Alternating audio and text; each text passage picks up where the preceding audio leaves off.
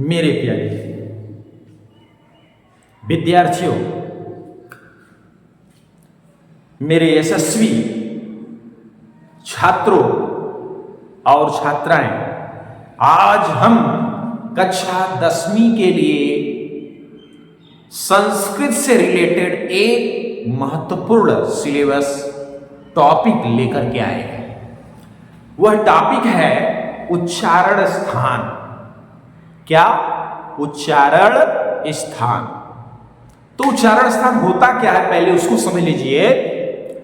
आपको मालूम है कि जब आप वर्णमाला पढ़ते हैं अ से लेकर ज्ञ तक, अ आ इ ई क ख ग घ, ये जो वर्ण है मुख के किन अंगों से बोले जाते हैं?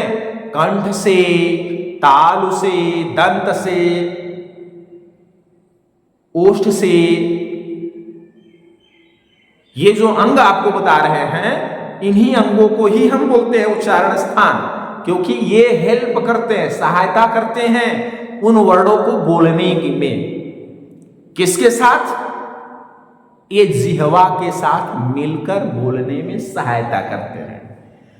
तो डिफिनेशन अगर बताया जाए, परिभाषा कि उच्चारण स्थान किसे कहते हैं, खैर ये बोर्ड में पूछने वाली चीज है नहीं, लेकिन आपके नॉलेज के लिए हम बता दे रहे हैं कि उच्चारण स्थान है क्या।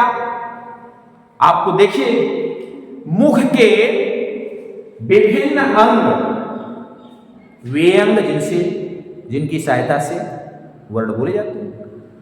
तो मुख के विभिन्न अंग जो जिह्वा यानी जीभ के साथ मिलकर वर्णों के उच्चारण में सहायक होते हैं, उन अंगों को उच्चारण स्थान बोलते हैं। क्या? उच्चारण स्थान बोलते हैं, जो निम्नवत है। देखिए, क्रम संख्या 1 से लेकर 9 तक हमने आपको इंडिकेट किया है। ये वर्ण इन्हीं के अंतर्गत है। आइए देखते हैं पहला क्या है। देख सकते हैं, पहले क्रम संख्या में जो उच्चारण स्थान है या वर्ण है, उसके बाद वो उसके उच्चारण स्थान है, वो कौन कौन है? देखिए, यहां पे है अ, क, ह विसर्ग, अकह विसर्ग, कंठ।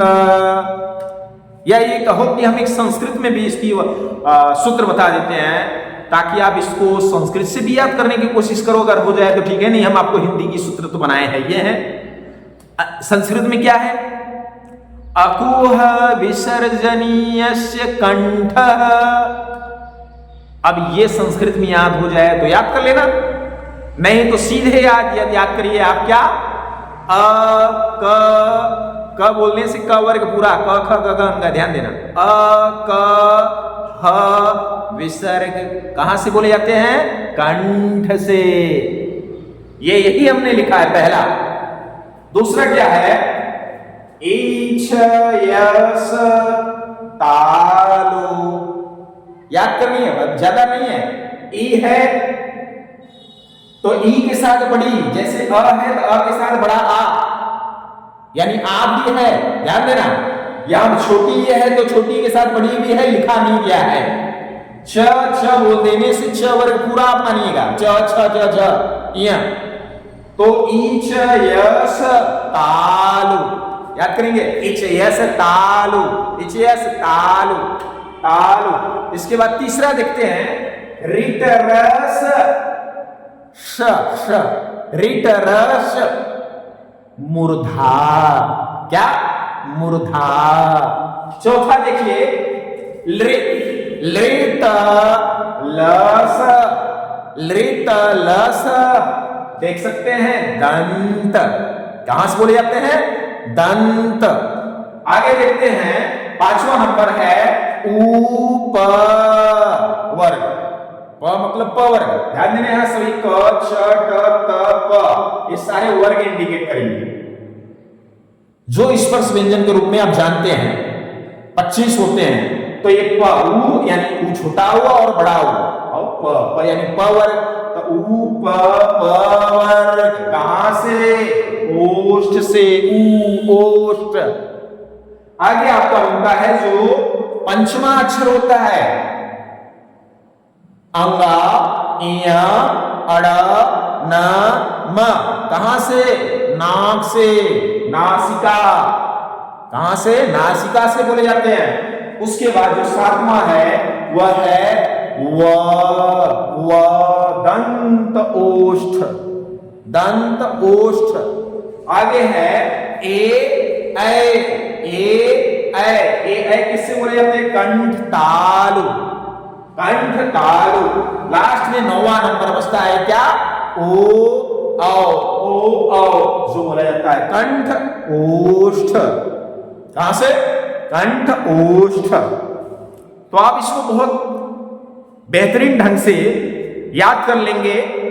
शॉर्टकट में आपको हमने यहां लिखा है, आपको पढ़ना भी इसी तरह है याद करने के लिए। अ विसर्ग कंठ, एचयस तालु, ऋट रस मूर्धा, लृत लस दंत उप ओष्ठ, अंगा, इया, अड़ा, नाम, नासिका, व दंतोष्ठ,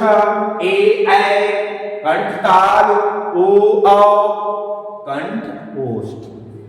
इसको आप 2, 3, 4 बार, 5 बार अपने माइंड में रिवाइज करिए, दोहराइए। अपने आप आपका ये उच्चारण स्थान फिक्स। ये आपका टॉपिक कक्षा 10वीं के लिए है। ठीक है?